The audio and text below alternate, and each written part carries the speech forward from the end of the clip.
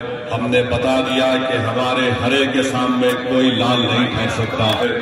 जब तक असदुद्दीन ओवैसी जिंदा रहेगा और मजलिस इत्तेहादुल मुस्लिमीन का परचम उठाकर सीमांचल की जनता चलते रहेगी, सीमांचल तरक्की करता जाएगा, सीमांचल से नाइंसाफी का खात्मा होगा।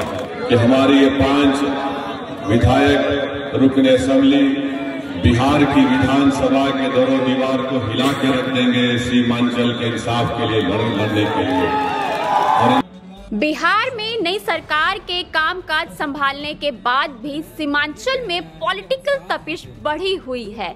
AIMIM सुप्रीमो असदुद्दीन ओवैसी ने एक बार फिर कटिहार में जमकर हुंकार भरी और कहा कि कटिहार के बलरामपुर विधानसभा सीट पर लगातार 20 सालों से काबिज लाल किला अब ढह गया है और अब उसका रंग हरा हो गया है। ओवैसी ने कहा कि भले ही AIMIM के उम्मीदवार को महज 389 वोट की चुनावी शिकस्त मिली हो, लेकिन इसके बावजूद इलाके में संगठन के मजबूती का काम जारी रहेगा।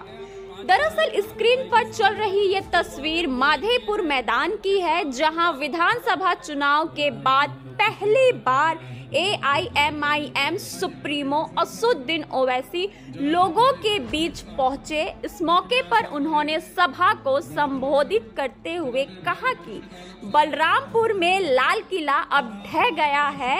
वहीं उन्होंने मतदाताओं का शुक्रिया अदा किया। के हौसले ऊंचे हैं। मैं आप तमाम का शुक्रिया अदा करता हूं, खास तौर से बलरामपुर की आवाम का, कि उन्होंने 80,000 की तादाद में निकलकर अपने एक वोट का इस्तेमाल जनाब आदिल हसन साहब के हक में किया है।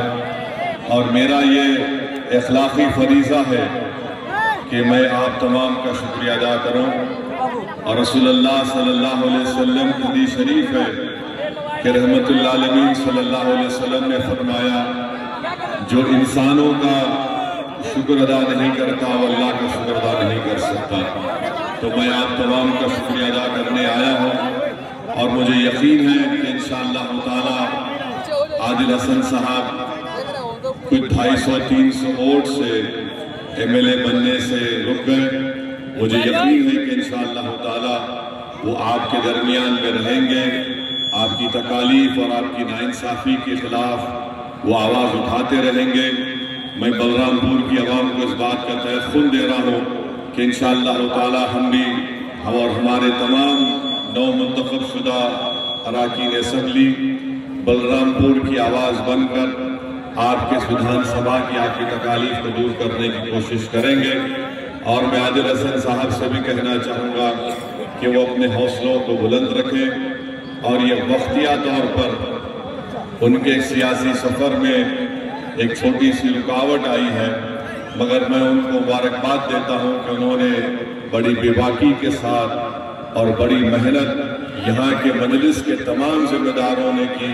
मैं उनका भी शुक्रिया अदा करता हूं, आप तमाम का शुक्रिया अदा करता हूं। और मैंने जो वादा आपसे किया है कि हम मजलिस इत्तेहादुल मुस्लिमीन की शुरुआत सीमांचल से किए थे, तो सीमांचल की लड़ाई ये हमारी लड़ाई है।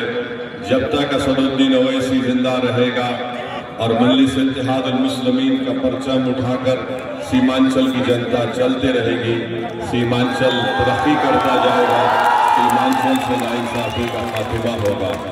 और इंशाअल्लाह आप देखेंगे कि हमारे ये 5 विधायक रुकने असेंबली बिहार की विधानसभा के दरो दीवार को हिला के रख देंगे सीमांचल के इंसाफ के लिए लड़ने के लिए।